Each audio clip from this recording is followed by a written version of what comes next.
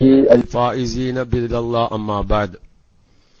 ആദരണീയരായ ഉസ്താദന്മാര്, സ്നേഹനിധികളായ സഹോദര സഹോദരിമാര്, പ്രത്യേകിച്ച് റേഡിയോ ശ്രോതാക്കളായ സുഹൃത്തുക്കൾ, അല്ലാഹു തആല നമ്മുടെ ക്ലാസ് റൂമിൽ പറയുന്നതും കേൾക്കുന്നതും അതിനുവേണ്ടി പ്രവർത്തിക്കുന്നതും സ്വാലിഹായ അമലായി സ്വീകരിച്ച് ഈ ക്ലാസ് റൂമിൽ പ്രവർത്തിച്ചതിനു പകരം ഈ ക്ലാസ് റൂമിൽ ഇരുന്നതിനു പകരം നാല് അർശിന്റെ തണലിൽ നിൽക്കുവാനും ഹബീബിന്റെ ചാരത്തായി സ്വർഗീയ ലോകത്ത് ആനന്ദിക്കുവാനും അല്ലാഹു നമുക്ക് ഭാഗ്യം പ്രദാനം ചെയ്യുമാറാവട്ടെ.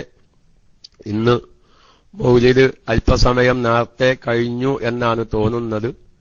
ഏതായിരുന്നാലും അൽഹംദുലില്ലാ, ഒരുപാട് സുഹൃത്തുക്കൾ, ശ്രോതാക്കൾ നമ്മൾ പറയാൻ പോകുന്ന വിഷയങ്ങളൊക്കെയും കേൾക്കാൻ വേണ്ടി അങ്ങേയറ്റം പരിശ്രമിക്കുന്നവരുണ്ട്.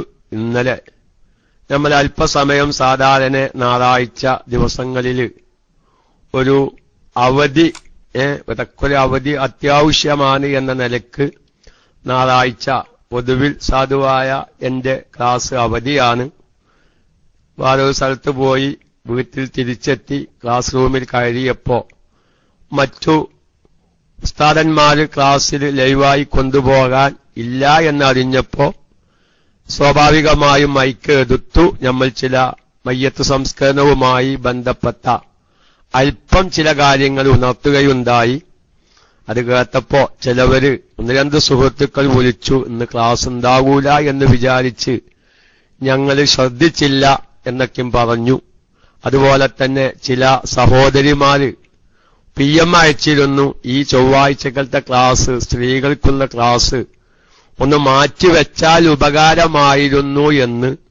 പക്ഷേ എന്റെ അത്തരം ശ്രോതാക്കളായ സഹോദരിമാരോട് ഒന്നോ രണ്ടോ പേർക്ക് വേണ്ടിയിട്ട്, അവർക്ക് വലിച്ച കല്യാണത്തിനോ മറ്റേതെങ്കിലും വിഷയങ്ങൾക്ക് അല്ല വേറെന്തെങ്കിലൊക്കെയും പ്രശ്നങ്ങളുണ്ട് എന്നതിന്റെ പേരിൽ ഒരുപാട് ജനങ്ങൾക്ക് വേണ്ടിയുള്ള ക്ലാസുകളെ മാറ്റിവെക്കുക എന്നുള്ളത് പ്രായോഗികമായ ഒരു രൂപം അല്ല എന്നും അറിയിച്ച് ഇൻഷാ അല്ലാഹ് ഇന്ന് നമ്മുടെ സാങ്കല്പിക രോഗി ഇൻഷാ അല്ലാഹ് തിങ്കളാഴ്ചയാണ്, മിക്കവാറും മരിക്കാനാണ് സാധ്യത. വിഷയം പറഞ്ഞ് അത്യാവശ്യമുള്ള വിഷയങ്ങൾ ഇടയിൽ ഉൾക്കൊള്ളിക്കുമ്പോ ആ രോഗിക്ക് ആയുസ് കിട്ടുമോ എന്നിപ്പോ നമുക്ക് പറയാൻ പറ്റില്ല.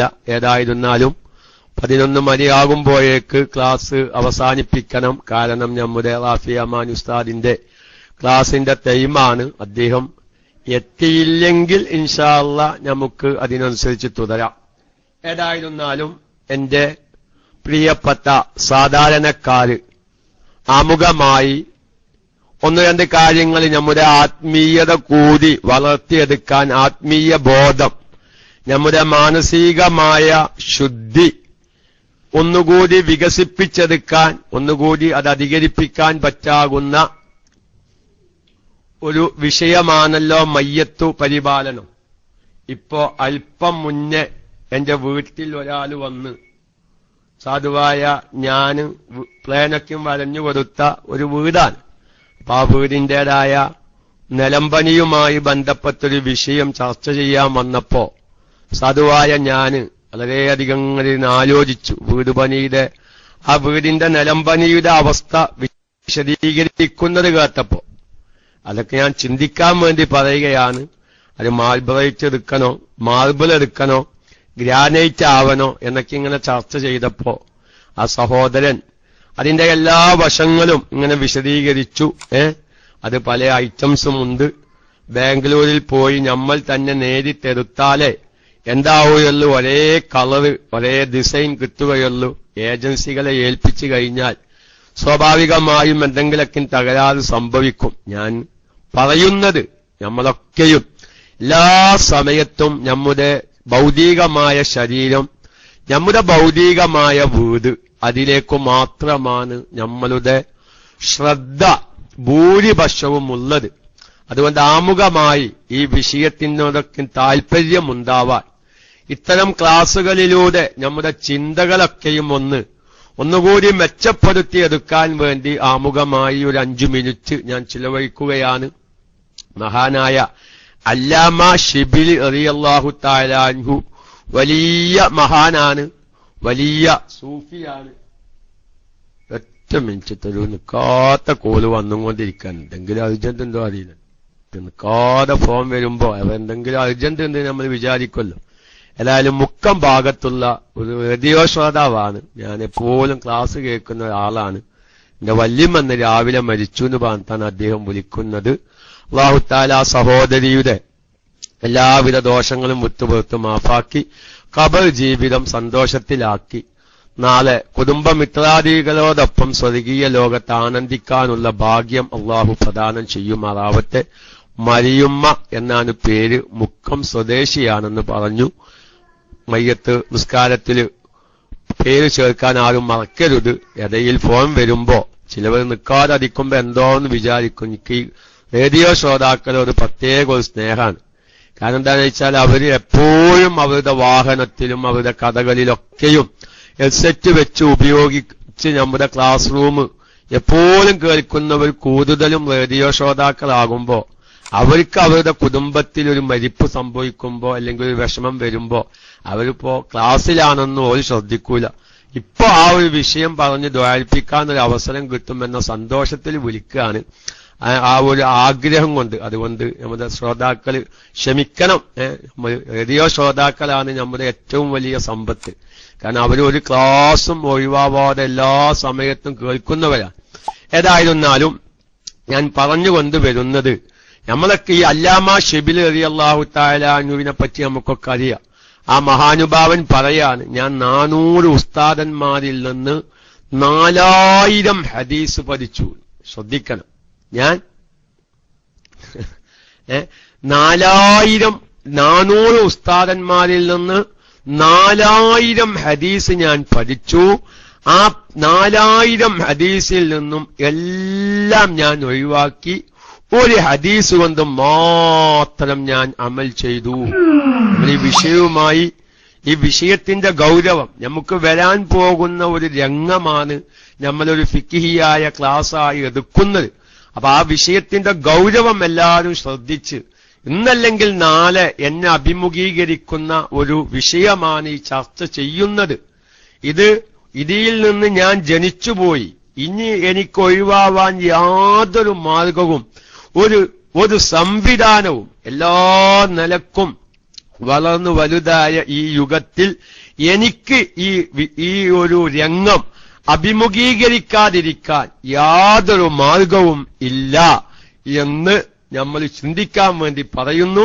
മഹാനായ അല്ലാമ ഷിബിലി റളിയല്ലാഹു തആല അൻഹു പറയുന്നു, 400 ഉസ്താദന്മാരിൽ നിന്ന് 4000ത്തോളം ഹദീസ് ഞാൻ പഠിച്ചു. എല്ലാ ഹദീസും ഞാൻ ഒഴിവാക്കി. ഒരൊറ്റ ഹദീസ് കൊണ്ടാ ഞാൻ അമൽ ചെയ്തത് എന്ന് പറഞ്ഞിട്ട് മഹാനായ അല്ലാമ ഷിബിലി പറയാണ്, റസൂലുള്ളാഹിന്റെ ഹദീസ്, മനുഷ്യ, ഈ ദുന്യാവിൽ നീ പ്രവർത്തിക്കുക, ഈ ദുന്യാവിന് വേണ്ടി നീ പ്രവർത്തിക്കുക. ഈ ദുന്യാവിൽ ജീവിക്കുന്നതിന്റെ ഖദർ അനുസരിച്ച്. നാളെ ആഖിറത്തിന് വേണ്ടി നീ പ്രവർത്തിക്കുക, ആഖിറത്തിൽ താമസിക്കുന്നതിന്റെ ഖദർ അനുസരിച്ച്. നല്ലൊരു പോയിന്റ്, വളരെ ചുരുങ്ങിയ ഒരു വാക്കാണ് ഈ ഹദീസ്. ഈ ദുന്യാവിൽ എത്ര കാലമാണോ ജീവിക്കുക അതിനനുസരിച്ച് ദുന്യാവിന് വേണ്ടി അമൽ ചെയ്യുക. ആഖിറത്തിൽ എത്ര കാലമാണോ ജീവിക്കുക അതിനനുസരിച്ച് നാളെ ആഖിറത്തിനും വേണ്ടി പ്രവർത്തിക്കുക. ഈ ദുന്യാവിൽ എത്ര കാലം ജീവിക്കുമെന്ന് നമുക്കറിയാം. ഏറിക്കഴിഞ്ഞാൽ 120 വയസ്സാ. അതെന്താ ഞാൻ അങ്ങനെ പറയാൻ കാരണം, ഇവിടെ നമ്മൾ ഇത്തരം വിഷയങ്ങൾ പറയുമ്പോ ഒരു മയ്യത്ത് പരിപാലനവുമായി ബന്ധപ്പെട്ട വിഷയമാകുമ്പോൾ സാന്ദർഭികമായി മനസ്സിലാക്കേണ്ട പല കാര്യങ്ങളുമുണ്ട്. അതൊക്കെ കാലോചിതമായി ആവശ്യമുള്ള മസാലകളാണ് എന്ന നിലക്ക് തന്നെയാണ് ഞാൻ അതിലേക്കൊക്കെ സൂചിപ്പിക്കുന്നത്. ഇപ്പൊ മയ്യത്ത് ആയി ഒരാളെ കാണാതായി നോക്കി, ഒരാളെ പറ്റി യാതൊരു പുതുത്തുമില്ല. ഒരു രാജ്യം വിട്ടുപോയത്, നമ്മളൊക്കെ നാട്ടിൽ എത്രയോ ആളുകൾ അങ്ങനെ ഉണ്ട്. രാജ്യം വിട്ടുപോയി യാതൊരു പുതുത്തുമില്ല. വാപ്പാക്ക് കുറെ സ്വത്തുകൾ ഉണ്ടാവും, സ്വത്ത് ഓഹരി വെക്കാൻ വേണ്ടി പോയ ആളെ പറ്റി പുതുത്തല്ല. ഒരുപാട് അന്വേഷിച്ചിട്ടൊന്നൊരു പുതുത്തം കിട്ടുന്നില്ല.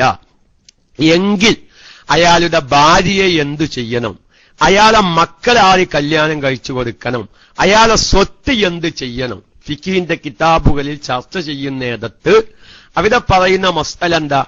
ഇയാള് പോകുന്ന വയസ്സും പോയിട്ട് എത്ര കൊല്ലമായി എന്ന് നോക്കുക. എന്നിട്ട് ഏകദേശം ഇയാൾ മരിക്കേണ്ട പ്രായമായോ എന്നൊന്ന് നോക്കുക. ഉദാഹരണം പറയാ, പോകുമ്പോ ഒരു 40 വയസ്സിലാണ് ഈ വ്യക്തിയെ കാണാതായത്.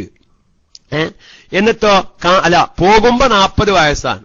ഇപ്പൊ വിവരം ഇല്ലാതിരുന്നിട്ട് ഇപ്പൊ അയാളെ പറ്റി യാതൊരു പുതുത്തവും ഇല്ലാതെയായിട്ട് ഏകദേശം ഒരു 40 കൊല്ലയ്ക്ക് നോക്കുക. അപ്പൊ എത്രയായി?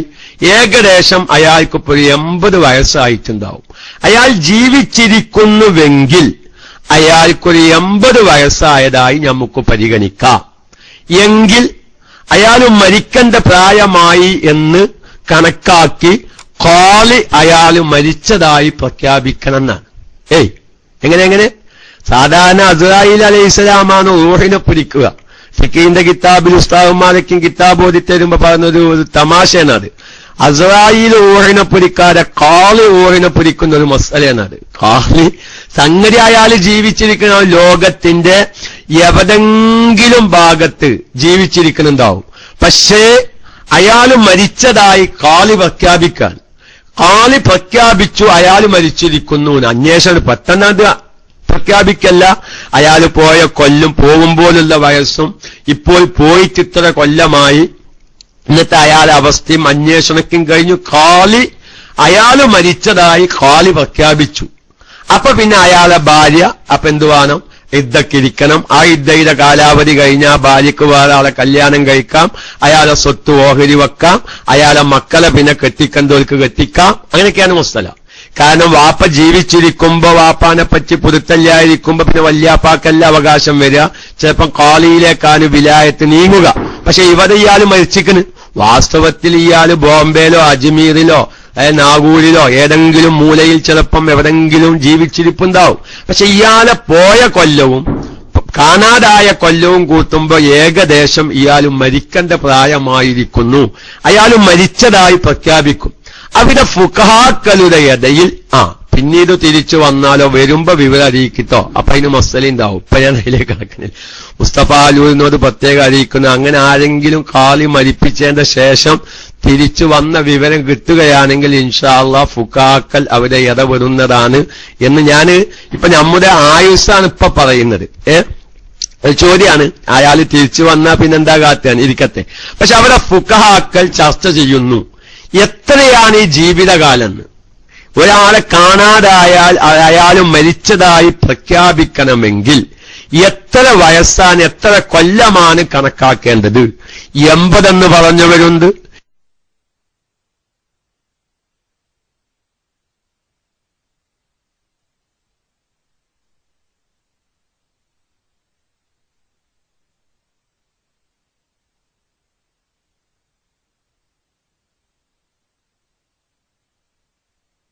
30 വയസ്സാണ്. കാണാതാവുമ്പോ 60 വയസ്സാണ്. കാണാതായിട്ട് 60 കൊല്ലായി. അപ്പൊ അദ്ദേഹത്തിന് എങ്ങനെ? അദ്ദേഹത്തിന് എത്ര വയസ്സായി? ഏകദേശം 120 വയസ്സായി. ഈ 120 വയസ്സായാൽ അയാൾ മരിച്ചിരിക്കുന്നു. എല്ലാ കൗലു പ്രകാരം ഷാഫി മദ്ഹബിലെ എല്ലാ ഫുഖഹാക്കളുടെ കൗലു പ്രകാരവും അദ്ദേഹം മരിച്ചിരിക്കുന്നു. അദ്ദേഹം മരിച്ചതായി പ്രഖ്യാപിച്ചു. ഇനി മുസ്തഫ ആലൂരിന് സംശയം അയാൾ തിരിച്ചു വന്നാൽ എന്ത് ചെയ്യുന്നുള്ളതാണ്. ഇനി അവിടെ തന്നെ ഫുഖഹാക്കൾ വളരെ മസ്അല ഈ ബാബുകളിലൊക്കെയും ചർച്ച ചെയ്യുന്നു. ഒരാളെ യഥാർത്ഥ രൂപത്തിൽ മരിച്ചൂന്ന് സ്ഥിരീകരിച്ച്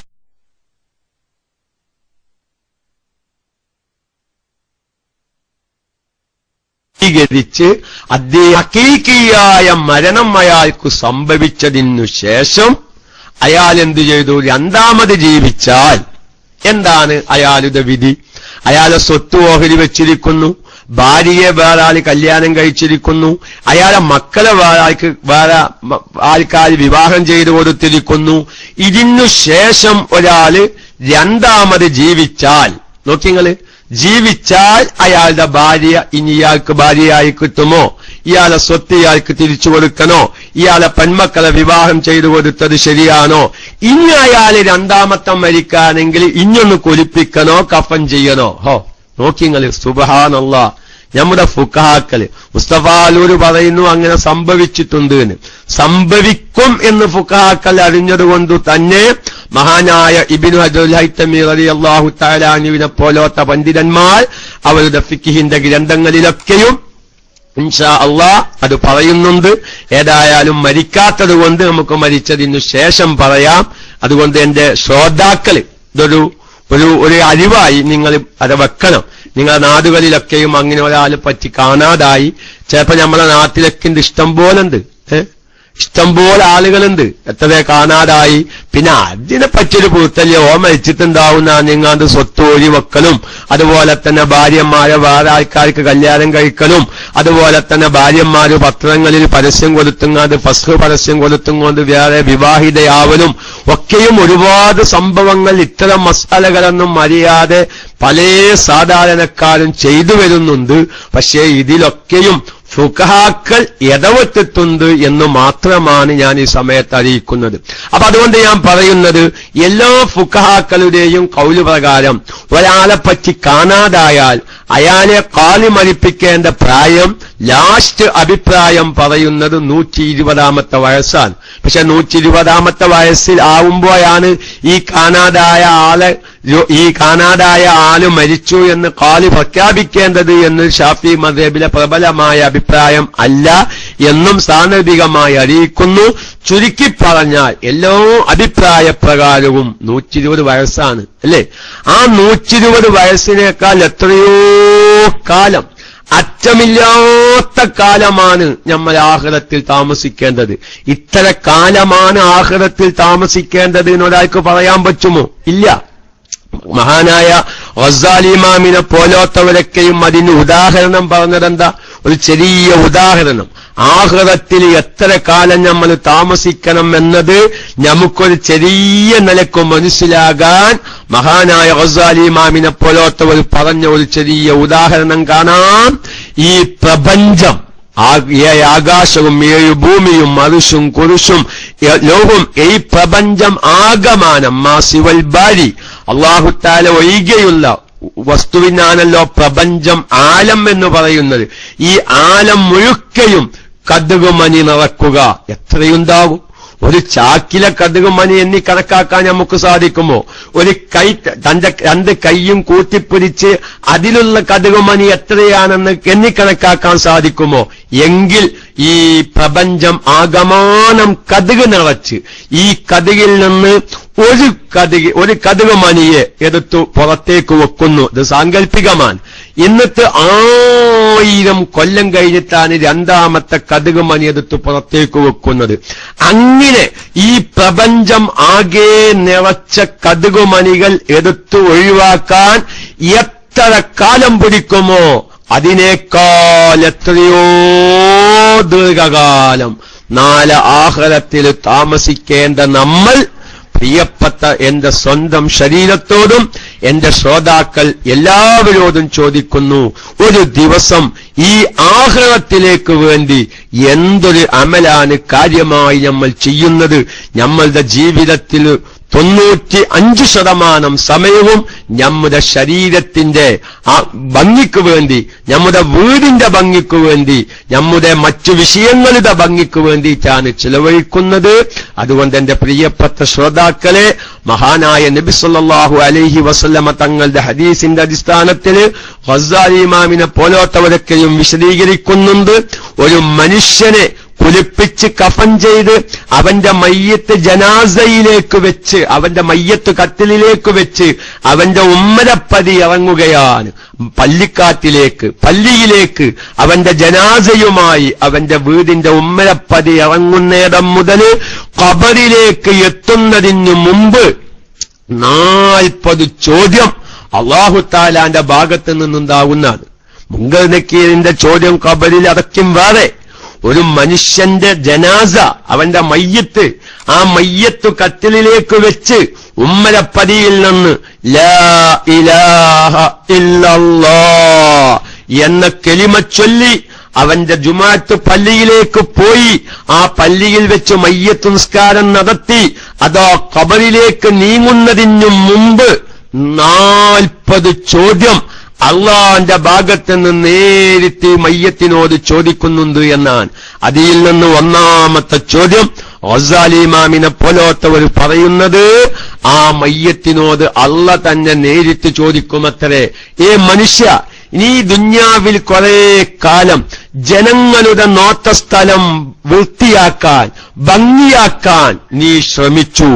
ഞാൻ നോക്കുന്ന ഭാഗമേതാ? നിന്റെ ഖൽബാൻ. അല്ലാഹു തആല നോക്കുന്നത് ഖൽബിലേക്കാണ്. നിന്റെ ഖൽബ് ശുദ്ധീകരിക്കാൻ നീ എന്ത് അമലാണ് ചെയ്തത്? നീ ജനങ്ങളുടെ നോട്ടസ്ഥലം, നിന്റെ വീട് നോക്കുന്ന ഭാഗം, വീടിന്റെ ഫ്രണ്ടേജ്, വീടിന്റെ ഡൈനിങ് ഹാള്, എത്രയോ ആളുകൾ, എത്ര കാശില്ലെങ്കിലും വീട് ഒന്നായിട്ട് ഗ്രാനൈറ്റ് മാർബിള് ടൈൽസ് ഒന്നും ഇടാൻ കാശില്ലെങ്കിലും സിറ്റ് ഔട്ടും ഡൈനിങ് ഹാളും മുമ്പിലത്തെ 3 കല്ല് ജനലും വൃത്തിയാക്കുന്നു. എന്തിനു വേണ്ടി? അത് ഇവന് വേണ്ടിയല്ല, പിന്നെന്തിനു വേണ്ടിയാണ്? എന്റെ വീടിന്റെ മുൻഭാഗത്തേക്ക് ഒരാൾ കയറി വരുമ്പോൾ, എന്റെ വീടിന്റെ മുൻഭാഗം ഒരാൾ കാണുമ്പോൾ ഒരു ഭംഗി തോന്നണം. കാശ് അവന്റെയൊക്കെ ഇല്ല. അവന്റെ നിലം, അവന്റെ റൂമുകളൊക്കെയും കാവിയായിരിക്കും, അവന്റെ കിച്ചൺ കാവിയായിരിക്കും, അല്ലെങ്കിൽ അകത്തുള്ള ജനലുകളൊക്കെയും മഹാപ്രോക്കായിരിക്കും. എങ്കിലും അവന്റെ സിറ്റ് ഔട്ടും അവന്റെ ഡൈനിങ് ഹാളും അവന്റെ വീടിന്റെ ഫ്രണ്ടേജിലുള്ള 3 കല്ല് ജനലെങ്കിലും ഒരു വൃത്തിയാക്കണം. അത് ഇവന്റെ ആവശ്യമല്ല. എന്റെ വീട്ടിലേക്ക് നോക്കുന്നവർക്ക് എന്റെ വീട് ഭംഗിയായി തോന്നണം. അതുപോലെ തന്നെ നമ്മളൊക്കെയും ഒരു ബാർബർ ഷാപ്പിൽ കയറിയാൽ, പ്രിയപ്പെട്ട സഹോദരന്മാരെ, ബാർബർ കഴിവിന്റെ പരമാവധി നമ്മുടെ മീശയുടെ ആ മീശ രോമങ്ങളൊക്കെയും ഒപ്പമാക്കിയിട്ടുണ്ട്. അത് കഴിഞ്ഞ് വീണ്ടും നമ്മൾ കസാരയിൽ നിന്ന് ഇറങ്ങി നിന്ന് തിരിച്ചും മറിച്ചും നമ്മൾ കണ്ണാടിയിലേക്ക് നോക്കുകയാണ്. അങ്ങനെ നല്ല ശ്രദ്ധാപൂർവം നോക്കിയപ്പോൾ അതാ ഒരു മുടിയുടെ തുമ്പ് ഇങ്ങനെ തെറിച്ചു നിൽക്കുന്നു. ഞാൻ ബാർബറെ വിളിക്കുന്നു, കാണിച്ചു കൊടുക്കുന്നു. ബാർബർ മറ്റൊരാളുടെ താടിയും മീശയും നേരാക്കുന്നതിനിടയിൽ ആ കത്രിക കൊണ്ട് ആ തെറിച്ചു നിൽക്കുന്ന മുടിത്തുമ്പ് വെട്ടി ശരിയാക്കി തരികയാണ്. കാരണം നമ്മുടെ മുഖത്തേക്ക് ഒരാൾ നോക്കുന്ന സമയത്ത് അതൊരു അഭംഗിയാവരുത്. ആ മീശ രോമങ്ങളിൽ നിന്ന് തെറിച്ചു നിൽക്കുന്ന ആ ഒരു തുമ്പ് കാരണം എന്റെ മുഖത്തേക്ക് നോക്കുന്നവർക്കൊരു അഭംഗിയായി തോന്നരുത്. ഇത്രത്തോളം ദുന്യവിയായ ജീവിതത്തിൽ ശ്രദ്ധിച്ചതാണ്. നമ്മുടെ വസ്ത്രത്തിലെങ്ങാനും ഒരു അല്പം ചാവറ്റിയാൽ, പ്രത്യേകിച്ച് ഉസ്താദന്മാരുടെ വെള്ള വസ്ത്രത്തില്, കാരണം ചില ആലിമീങ്ങളൊക്കെയും പറയും, മനുഷ്യന്റെ അടുക്കൽ നിന്നൊരു തെറ്റ് സംഭവിച്ചാൽ മൊയ്ലിയമാരെ തുണിങ്കുപ്പായത്തിൽ ചാവറ്റ മാതിരിക്കാവണമെന്ന്. നിങ്ങൾക്ക് മനസ്സിലായില്ല? നിങ്ങൾക്ക് മനസ്സിലായില്ല അത് അല്ലേ? ഒരു മനുഷ്യന്റെ അടുക്കൽ നിന്നൊരു തെറ്റ് സംഭവിച്ചാൽ ഉസ്താദന്മാരുടെ തുണിങ്കുപ്പായത്തിൽ ചാവച്ച മാതിരിക്ക് പെട്ടെന്ന് വൃത്തിയാക്കാൻ, അതിൽ നിന്ന് തൗബ ചെയ്യാനുള്ള സന്മനസ് വേണം. കാരണം നിങ്ങൾക്കറിയുമോ, നിങ്ങളുടെ ഒരു ഫാൻറ്റിൽ ഒരു ചളിയായി, അത് നിങ്ങൾക്ക് വൃത്തിയാക്കാൻ അത്ര താല്പര്യം ഉണ്ടാവില്ല. നേരെ മറിച്ച് നല്ല വെള്ളത്തുണി, വെള്ളക്കുപ്പായം, വെള്ള തലപ്പാവ്, ഈ വസ്ത്രത്തിലേക്ക് ഒരു ഉസ്താദ് യാത്ര ചെയ്യുമ്പോ, അതല്ലെങ്കിൽ ഒരു കല്യാണ സദസ്സിൽ ചെന്ന് ഒരു അല്പം ചാറോ അല്ലെങ്കിൽ എന്തെങ്കിലും ഒരു തുള്ളി ചളി അതിലേക്ക് തെറിച്ചാൽ ആ ഉസ്താദ് എന്തു ചെയ്യും? പള്ളിയിലെത്തിയാൽ, വീട്ടിലെത്തിയാൽ അത് വൃത്തിയാക്കിയിട്ട് ബാക്കി കാര്യങ്ങളൊക്കെ ചെയ്യുള്ളൂ. ബാക്കി കാര്യങ്ങൾക്കൊക്കെ ഒരുങ്ങും, പെട്ടെന്ന് അത് കഴുകി വൃത്തിയാക്കും. കാരണം വെള്ള വസ്ത്രത്തിൽ അത് പ്രത്യേകം എടുത്തു കാണിക്കും. അത് തന്നെ. അപ്പൊ അതുപോലെ നമ്മുടെ മനുഷ്യനിൽ നിന്നൊരു തെറ്റ് സംഭവിച്ചാൽ പെട്ടെന്ന് അത് വൃത്തിയാക്കാൻ, ഗീബത്ത് പറഞ്ഞിരിക്കുന്നെങ്കിൽ അത് പൊരുത്തപ്പെടിക്കാൻ, ആരെങ്കിലെയും ആക്രമിച്ചിരിക്കുന്നുവെങ്കിൽ അത് പൊരുത്തപ്പെടിക്കാൻ, അറിയാതെ ഒരാളുടെ 10 പൈസ നമ്മൾ തിന്നിട്ടുണ്ടെങ്കിൽ പെട്ടെന്ന് അത് പൊരുത്തപ്പെടിക്കാൻ, അല്ലെങ്കിൽ തിരിച്ചു കൊടുക്കാനുള്ള ഒരു സന്മനസ് നമുക്ക് വേണം. ഞാൻ പറയുന്നത് നമ്മുടെ വീടിന്റെ, ഞാൻ നേരത്തെ പറഞ്ഞതിലേക്ക് തന്നെ തിരിച്ചു വരുന്നു. വീടിന്റെ നിലം പണിയെടുക്കുമ്പോൾ, ഗ്രാനൈറ്റ് ഇടുമ്പോൾ എല്ലാം ഒരേ രൂപത്തിലാവണം. അത് നേരിട്ട് പോയി എടുത്തില്ലെങ്കിൽ ഏജൻസികൾ വഴിക്കെടുത്താൽ ചിലപ്പം കുത്തും പുള്ളിയും ഇടയിലൊക്കെ വ്യത്യാസങ്ങൾ വരും. അതൊരു അഭംഗിയാകും എന്നുവരെ ശ്രദ്ധിക്കുന്ന മനുഷ്യ, അങ്ങനെ നീ ദുന്യാവിൽ എത്ര കാലം ജീവിച്ചു? അല്ലാഹു തആല ചോദിക്കുകയാണ്, ജനങ്ങളുടെ മങ്ങൾ, ജനങ്ങൾ നോക്കുന്ന സ്ഥലം നീ നല്ലോണം വൃത്തിയാക്കി. പക്ഷേ എന്റെ നോട്ട സ്ഥലം അതേതാ? ഖൽബ്. ആ ഖൽബിലേക്ക് ഞാൻ നിന്റെ ഖൽബിലേക്ക് നോക്കുന്നു. നിന്റെ ഖൽബിൽ കളവ് പറഞ്ഞ്, ഗീബത്ത് പറഞ്ഞ്, നമീമത്ത് പറഞ്ഞ്, ഗീബത്ത് കേട്ട്, കളവ് കേട്ട്, നമീമത്ത് കേട്ട് പരദൂഷണം പറഞ്ഞ് എത്ര കറുത്ത പുള്ളികൾ നിന്റെ ഖൽബിൽ വീണു, അതിൽ നിന്ന് ഏതെങ്കിലും ഒന്ന് വൃത്തിയാക്കാൻ നീ ശ്രദ്ധിച്ചോ എന്ന ഒന്നാമത്തെ ചോദ്യമാണ്. പ്രിയപ്പെട്ട മുഅ്മിനീങ്ങളെ, പ്രിയപ്പെട്ട സഹോദരിമാരെ, നമ്മുടെ ജനാസ നമ്മുടെ ഉമ്മരക്കല്ലിൽ നിന്ന് മയ്യത്ത് കട്ടിലിലേക്ക് എടുത്തു വെക്കുമ്പോൾ അള്ളാന്റെ ഭാഗത്തിൽ നിന്ന് ഒന്നാമതായി വരുന്ന ചോദ്യം നമ്മളാരും മറന്നു പോകരുത്. എനിക്ക് വരാനുള്ള ഒരു രംഗമാണ്, അത് സംഭവിക്കുക തന്നെ ചെയ്യും, യാതൊരു സംശയവുമില്ല.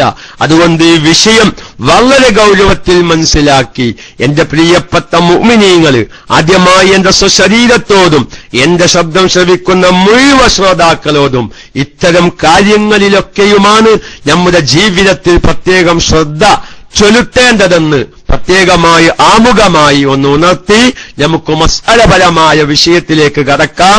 അല്ലാഹു തആല തൗഫീഖിനെ പ്രദാനം ചെയ്യുമാറാവട്ടെ.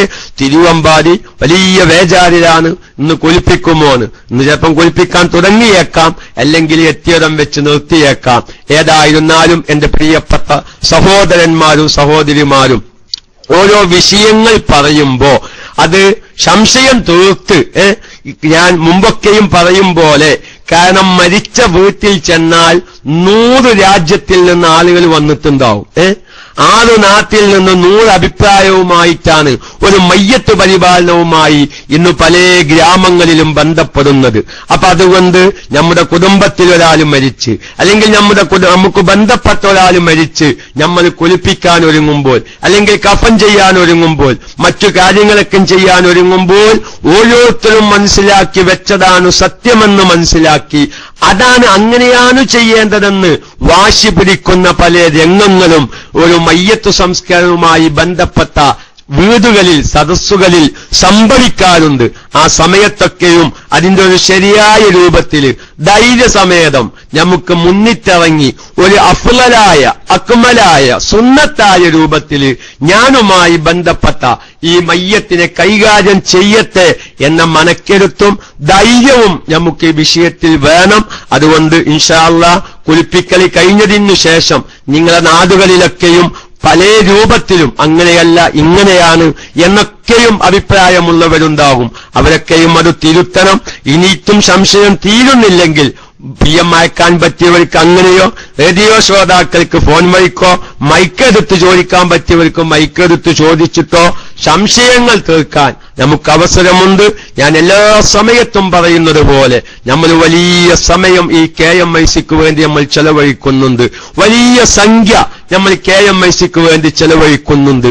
അതിന്റെ ഒരു ഉപകാരം നമ്മുടെ കുടുംബത്തിന് മീൻ വാങ്ങിക്കൊടുക്കേണ്ട കാശ്, അല്ലെങ്കിൽ നമ്മുടെ കുടുംബത്തിന് 10 രൂപ സമ്പാദിക്കേണ്ട സമയം KMICയിൽ ഇരുന്ന് വിഷയം കേട്ടത് കാരണം, അല്ലെങ്കിൽ KMICയിൽ ഐഡിയ കൂട്ടാൻ വേണ്ടി, ഐഡിയ ഇടാൻ വേണ്ടി നെറ്റ് റീചാർജ് ചെയ്ത കാരണം ഒരുപാട് പൈസ നമുക്ക് ചെലവായിട്ടുണ്ട്.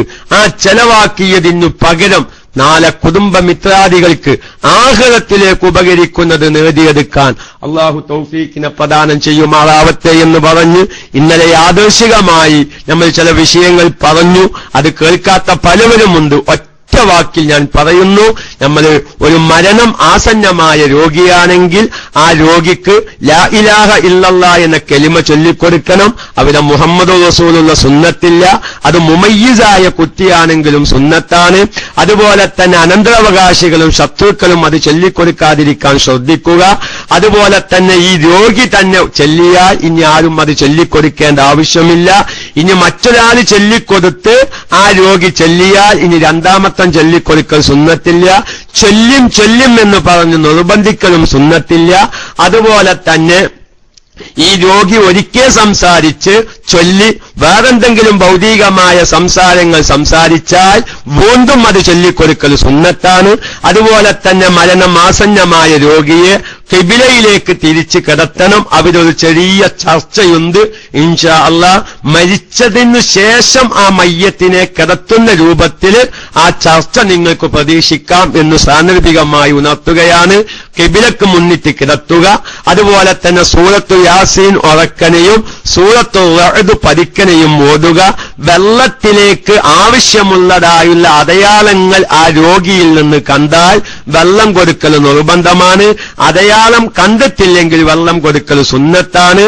അത് നല്ല തണുത്ത വെള്ളമായിരിക്കണം. സാധാ തണുത്ത വെള്ളം, ഐസ് വാട്ടർ ഫ്രിഡ്ജിൽ വെച്ച വെള്ളം എന്ന മയനാക്കല്ല, സാധാ തണുത്ത വെള്ളമായിരിക്കലാണ് സുന്നത്ത്. തേൻ അല്പം കൊടുക്കൽ സുന്നത്താണ്. അതുപോലെ തന്നെ നമ്മൾ എന്തും പറഞ്ഞു, ഈ മരിക്കാൻ പോകുന്ന വ്യക്തി, ഈ വ്യക്തി പൊരുതികേട് കാണിക്കുന്നുണ്ട്, രോഗം കാരണം, വിഷമം കാരണം പൊരുതികേട് കാണിക്കുന്നുണ്ടെങ്കിൽ ഈ രോഗിയെ അല്ലാഹു തആലാന്റെ റഹ്മത്തില് ആഗ്രഹിപ്പിക്കൽ രോഗം സന്ദർശിക്കുന്നവർക്ക് നിർബന്ധമാണ്. അങ്ങനെ പൊരുതികേടൊന്നും കാണിക്കുന്നില്ലെങ്കിൽ അവൻ സ്വസ്ഥമായി അല്ലാഹു തആലാന്റെ ഖളാ ഖദറിൽ ഉറച്ചു വിശ്വസിച്ച് അവന്റെ രോഗങ്ങളിലൊക്കെയും സഹിച്ച് അവൻ മിണ്ടാതെ ക്ഷമാശീലനായി കിടക്കുകയാണെങ്കിൽ രോഗം സന്ദർശിക്കുന്നവർക്ക് അല്ലാഹു തആലാന്റെ റഹ്മത്തിനെ സംബന്ധിച്ച് ആഗ്രഹമുണ്ടാക്കി കൊടുക്കൽ സുന്നത്താണെന്നും നമ്മൾ പറഞ്ഞു. ഇനി ഒരാൾ മരിച്ചാൽ, അല്ലേ, ഞാൻ ഇതിന്റെ ഇടയിലല്ല, ഞാൻ ഒറ്റ വാക്കിലടക്ക് നമ്മൾ സാധാരണ അതിനൊന്നും വലിയ അഭിപ്രായ വ്യത്യാസങ്ങളോ കാര്യങ്ങളോ ഒന്നുമില്ല എന്ന് നമ്മൾ പറഞ്ഞു. ഇനി നമ്മൾ ശ്രദ്ധിക്കേണ്ടത്, ഒരു വ്യക്തി മരിച്ചാൽ എന്തൊക്കെയാണ് ചെയ്യേണ്ടത്? ആദ്യമായി എന്റെ പ്രിയപ്പെട്ട ശ്രോതാക്കള്, ഒരാളും മരിച്ചതിന്റെ പ്രാഥമികമായ ചില അടയാളങ്ങൾ മനസ്സിലാക്കുന്നത് നല്ലതാണ്. അത് അടയാളങ്ങൾ പറഞ്ഞ് കുറെ വിശദീകരണങ്ങൾ സാധാരണക്കാര് ഗഹനമായി പഠിക്കേണ്ട കുറച്ച് വിഷയങ്ങൾ അവിടെ വരും. തിരുവമ്പാടി ക്ഷമിക്കണം, കുളിപ്പിച്ചില്ലെങ്കിലും പഠിക്കേണ്ടത് ശരിയായ രൂപത്തിൽ പഠിച്ചിട്ടു തന്നെ നമുക്ക് മുമ്പോട്ട് പോയാൽ മതി എന്ന് പ്രത്യേകം അറിയിക്കുന്നു.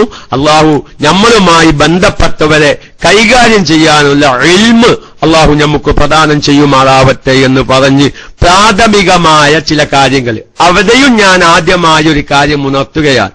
ഇന്ന് പല വയസ്സായ ആളുകളും ഉണ്ടാവും മൂത്രത്തിന് ട്യൂബ് തിങ്ങാണ്ട് കിടക്കുന്ന രോഗികൾ. അത് സാധാരണക്കാർ ശ്രദ്ധിക്കേണ്ട ഒരു കാര്യമാണ്. മൂത്രത്തിന് ട്യൂബിട്ടാൽ എങ്ങനെയാണ് നിസ്കരിക്കേണ്ടത് അത് നമ്മൾ വളരെ വ്യക്തമായി ക്ലാസ്സിൽ പറഞ്ഞിട്ടുണ്ട്. ഏതോ സമയത്ത് നമ്മൾ APJ ചെറുവാടി അതിന്റെ ലിങ്ക് അങ്ങനെ അടിച്ചിരുന്നു. പുതിയ ശ്രോതാക്കള് ഓരോ ദിവസവും KMIC-യിലേക്ക് റേഡിയോ ശ്രോതാക്കളായി കടന്നു വരുന്നത് കൊണ്ട് അവർക്ക് കൂടി ഉപകരിക്കട്ടെ എന്ന നിലയ്ക്ക് ഞാൻ ഉണർത്തുകയാണ്. പ്രിയപ്പെട്ട സഹോദര, പ്രിയപ്പെട്ട സഹോദരി, നമ്മുടെ വീട്ടിൽ വയസ്സായ വല്യമ്മ, വയസ്സായ വല്ലിപ്പ, മൂത്താപ്പ, അമ്മായിമ്മ ഇവരെ പോലോത്തവരൊക്കെയും മൂത്രം പോവാത്തതിന്റെ പേരിൽ മൂത്രത്തിന് ട്യൂബിട്ട് കിടക്കുന്നവരുണ്ട്. മൂത്രത്തിന് ട്യൂബിട്ടാൽ ഒരുപാട് സാധാരണക്കാർ മനസ്സിലാക്കുന്നത് എന്താണ്, അവര് മൂത്രത്തിന് ഇങ്ങനെ മൂത്രം ഒച്ചുകൊണ്ടിരിക്കല്ലേ, ആ ട്യൂബിന്റെ തലക്ക് ഒന്നായിട്ടൊരു ബാഗ് നിറയെ, ഒരു കീശ നിറയെ മൂത്രമാണ്, പിന്നെ എങ്ങനെയാണ് നിസ്കരിക്കുക എന്ന് ചിന്തിക്കുന്ന നല്ലൊരു വിഭാഗം സാധാരണക്കാരുണ്ട്.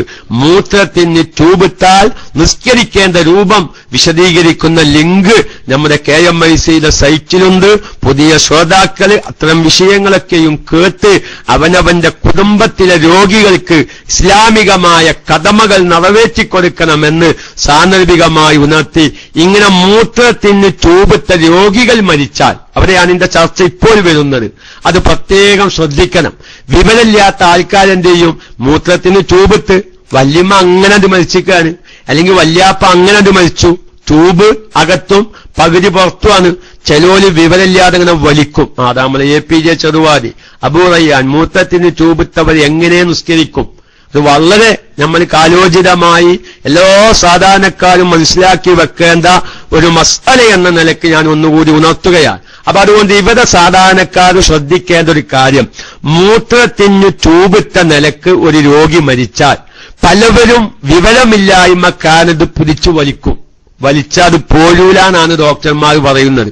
ഏത് മൂത്രത്തിന് ട്യൂബിട്ട് ആ നിലക്ക് ആ രോഗി അങ്ങനെ മരിച്ചാൽ നമുക്കിപ്പോ ആ ട്യൂബ് ഒഴിവാക്കണമല്ലോ. അപ്പൊ എന്ത് ചെയ്യും, ചിലർക്ക് ഇങ്ങനെ വലിക്കും. അത് വലിച്ചാൽ പെട്ടെന്ന് പുറത്തേക്ക് പോരില്ല എന്നാണ്. കാരണം ഈ മരിക്കലോട് കൂടെ ഒരു പ്രത്യേകമായ ഹെയർ, ഒരു കാറ്റ് അകത്തേക്ക് വലിയുന്നുണ്ട്. ഈ വലിവ് കാരണം ഈ ട്യൂബിനൊരു ചെറിയ വലിവ് അങ്ങോട്ട് അകത്തേക്ക് ഒരു തള്ളിച്ച വന്നുകൊണ്ടിരിക്കുന്നതാണ്. അപ്പൊ നമ്മൾ പുറത്തേക്ക് വലിച്ചാൽ അത് പോരൂല.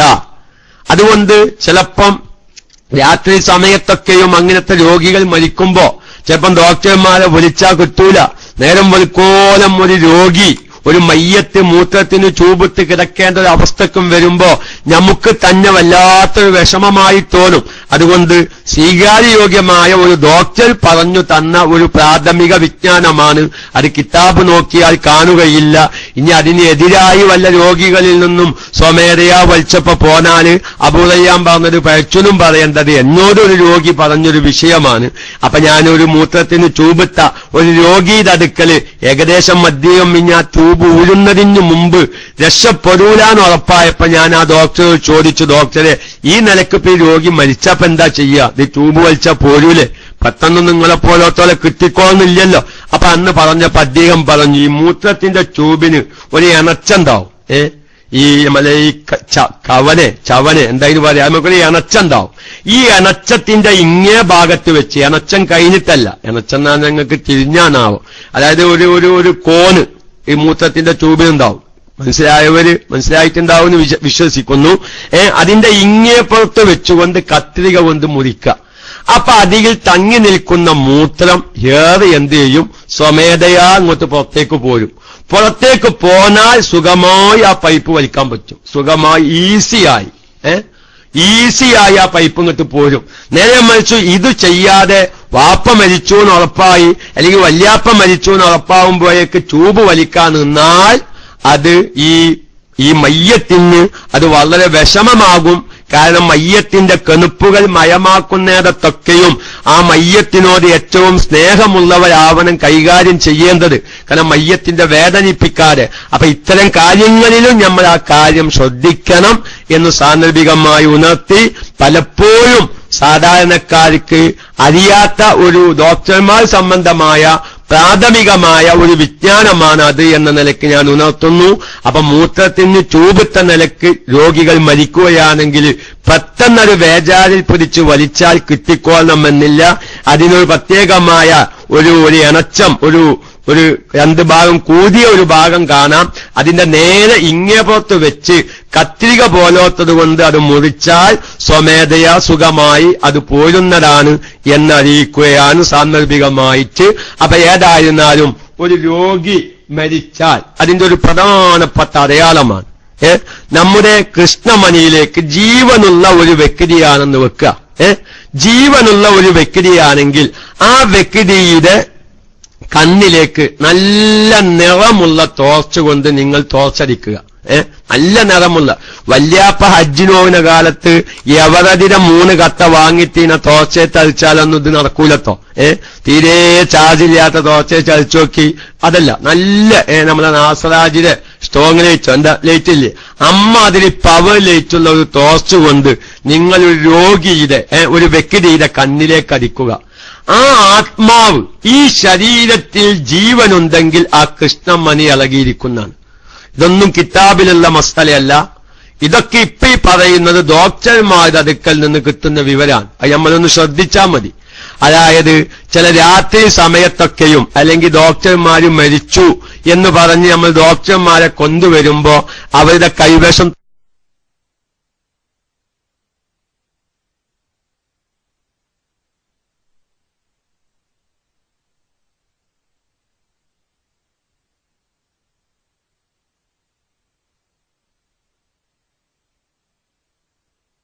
ടോർച്ചൊക്കെണ്ടാവും.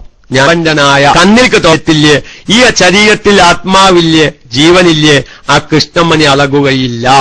അപ്പൊ നല്ല നിറമുള്ള ടോർച്ച് കൊണ്ട് ഈ വ്യക്തിയുടെ കണ്ണിലേക്ക് കൃഷ്ണമണി മെല്ലെ പൊളിച്ചു നോക്കിയിട്ട് ആ കൃഷ്ണമണിയിലേക്ക് അടിച്ചാൽ ആ കൃഷ്ണമണി ഇളകുന്നുണ്ടോ ഇല്ലേ എന്നൊന്ന് നോക്കുക. ഇളകണില്ലേ, അതൊരു മരണത്തിന്റെ അടയാളാണ്. ഇതെന്റെ പേരിൽ പെട്ടെന്ന് മോത്ത് മുണ്ടിടാൻ പോവെന്താ പറയാം, അത് ഒരു അടയാളമാണ്. പിന്നെ മറ്റൊരു അടയാളമാണ് 2 ചെരിപ്പടിക്കാല് തളരുക. 2 ചെരിപ്പടിക്കാലുണ്ടാവുക. തളരുക എന്ന് പറഞ്ഞാൽ ശരിയായ രൂപത്തിൽ നിൽക്കാതിരിക്കുക. എടുത്ത് കാണിക്കാനൊക്കെ പ്രയാസമുണ്ട്, മനസ്സിലാവാത്തവരൊന്നും ഉണ്ടായിരിക്കില്ല. ഇപ്പൊ സാധാരണ നമ്മൾ മലർന്ന് കിടന്നാല് 2 ചെരിപ്പടിക്കാലും മുകളിലേക്ക് നിവർത്തി വെച്ചാൽ ശരിയായ രൂപത്തിൽ അത് നിൽക്കും. നേരെ മറിച്ച് ഒരു ശരീരത്തിൽ നിന്ന് ആത്മാവ് പിരിഞ്ഞാൽ ഈ രണ്ട് ചെരിപ്പടിക്കാര് നേരെ മുകളിലേക്ക് നിൽക്കാതെ രണ്ട് സൈഡിലേക്ക് അതങ്ങട്ട് മരിഞ്ഞു വീഴുക, ഇങ്ങനെ തളർന്നു കിടക്കുന്ന രൂപത്തിലായിരിക്കും. ഒരിക്കലും ഒരു മരിച്ച വ്യക്തിയുടെ രണ്ട് ചെരിപ്പടിക്കാല് ശരിയായ രൂപത്തില് ആ വിരലുകൾ മുകളിലേക്കാവുന്ന രൂപത്തില് കുത്തനെ നിർത്താൻ സാധിക്കില്ല എന്നാണ്. ആ രണ്ട് ചെരിപ്പടിക്കാലും എന്ത് ചെയ്യും, രണ്ട് ഭാഗത്തേക്കായി ഇടത്തെ കാല് ആ സൈഡിലേക്കും വലത്തെ കാല് ഈ സൈഡിലേക്കും അങ്ങോട്ട് തളർന്നു വീണിരിക്കും. അതൊരിക്കലും നിർത്താൻ സാധിക്കില്ല. അത് രണ്ടാമത്തെ അടയാളമാണ്.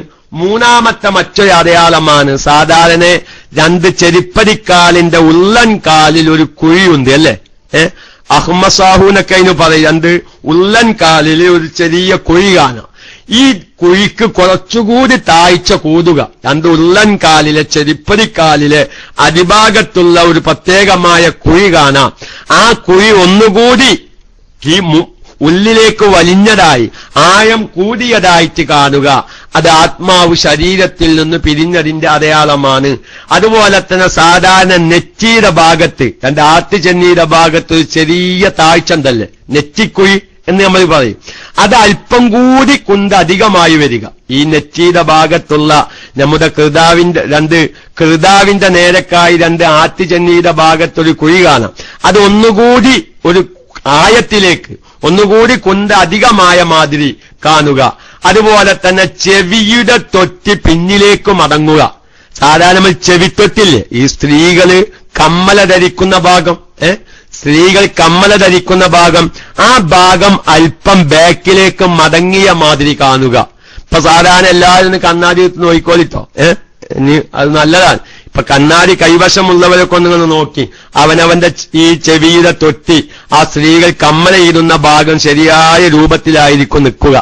മരിച്ച വ്യക്തിയാണെങ്കിൽ അല്പം ബാക്കിലേക്ക് എന്ത് ചെയ്യും, ഒരു വളവ്, അതായത് ഒന്നായിട്ട് വളയാനല്ല, ഒരു ചെറിയ വളവ് ഈ ചെവിയുടെ തൊട്ടിക്ക് സംഭവിക്കുമെന്നാണ്.